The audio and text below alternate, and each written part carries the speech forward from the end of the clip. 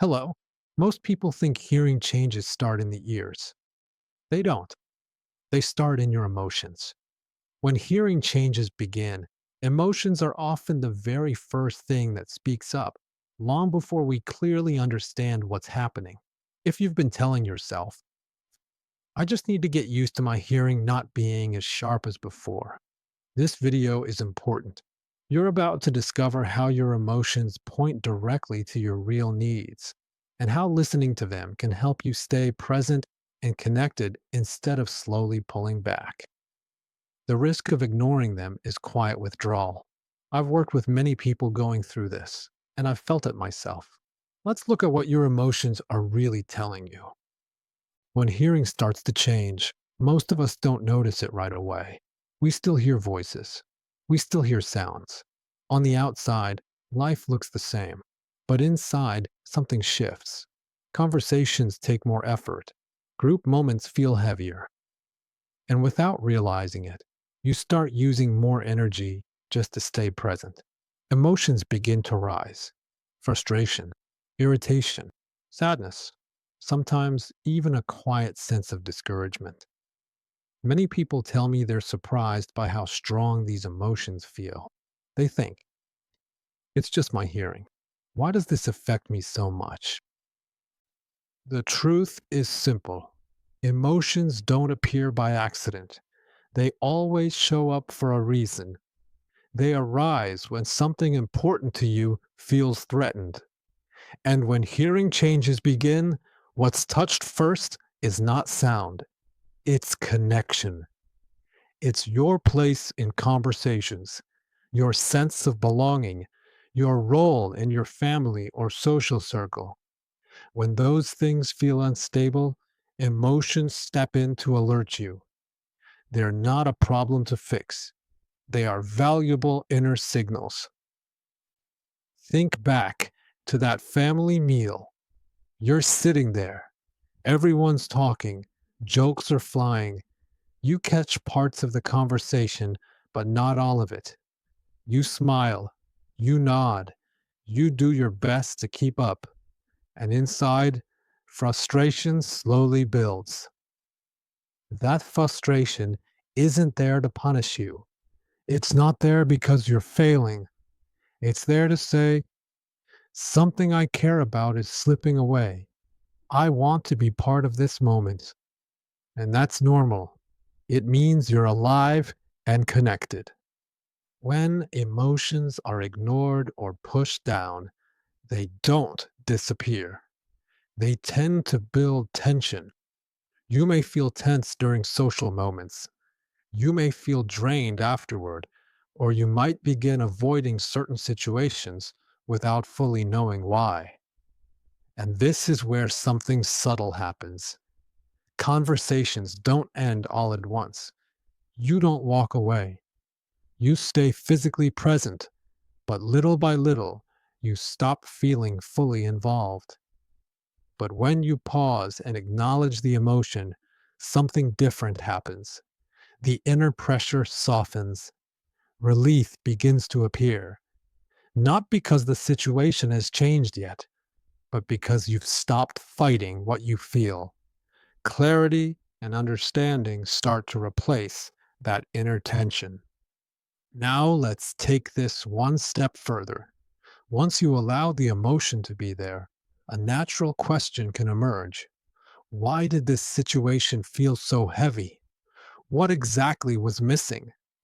This is where all the other emotions hidden beneath the tension become incredibly useful. They guide you toward the underlying need. Hearing changes don't only affect volume or clarity of sound, they affect how connected you feel to others, your sense of participation, your feeling of being included. So when frustration shows up, it often points to a very human need: the need to understand, the need to follow along, the need to stay involved without exhausting yourself. When sadness appears, it may signal a fear of losing closeness. When irritation shows up, it may simply be your way of saying, this takes too much effort right now. Once a need becomes clear, practical options naturally appear. Maybe what you need is a calmer environment. Maybe you need people to face you more when they speak. Maybe you need to slow the pace of conversation or reduce background noise. These aren't big, dramatic changes. They're small adjustments that protect your energy and your sense of belonging. And often, just naming the need already brings relief.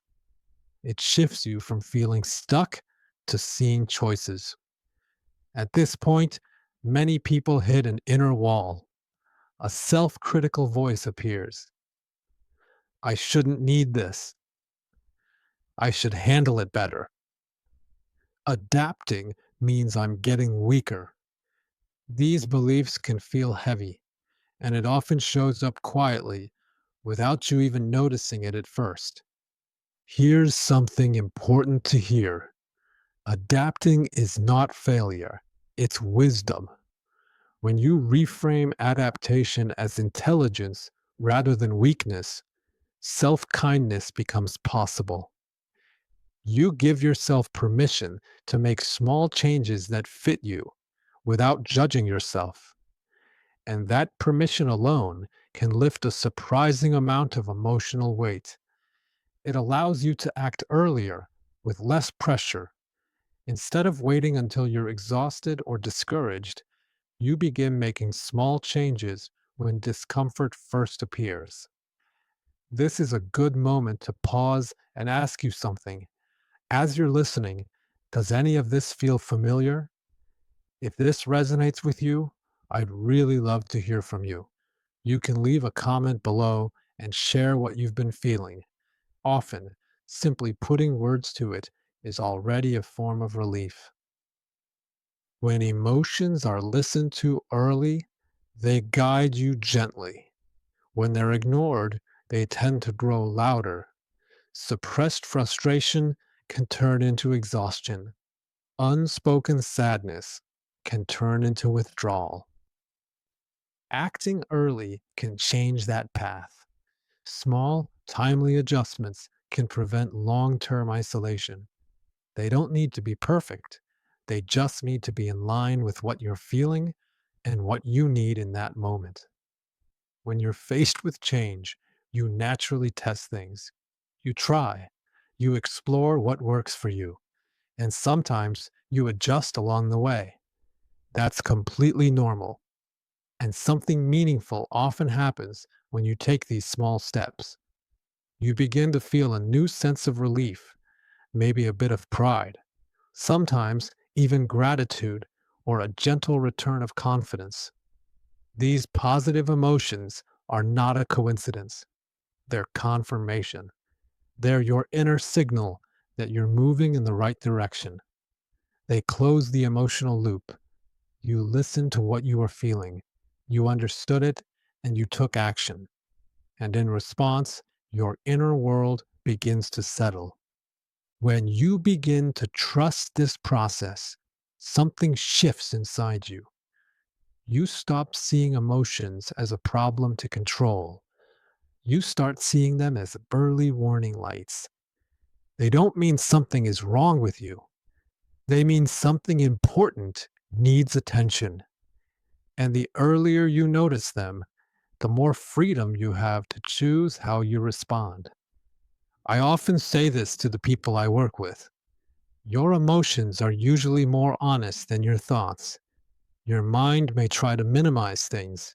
It may say, it's not that bad, or others have it worse, or I don't want to make a big deal out of this.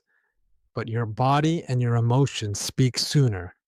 They let you know when your energy is dropping, when you're forcing yourself, when situations that once felt easy start requiring effort. Learning to listen yourself doesn't mean overanalyzing every feeling. It means paying gentle attention, noticing patterns, asking yourself simple questions. When do I feel most drained? Or which moments leave me tense afterward? These questions meant to guide you back toward balance. You might notice, for example, that group conversations are especially tiring, or that phone calls bring up anxiety, or that noisy places make irritation rise quickly. Each emotion carries useful information.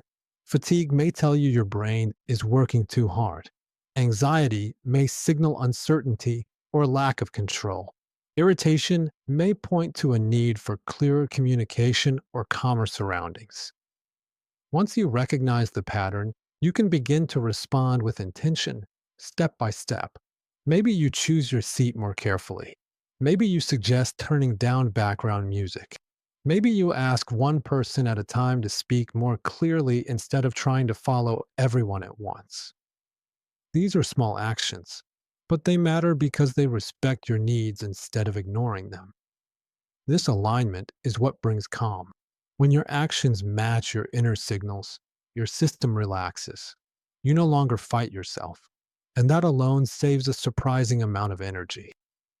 I want to take a moment to say this clearly. Feeling emotional when hearing changes begin does not mean you are fragile. It means you are human. Hearing is deeply connected to communication, and communication touches some of our most basic social needs.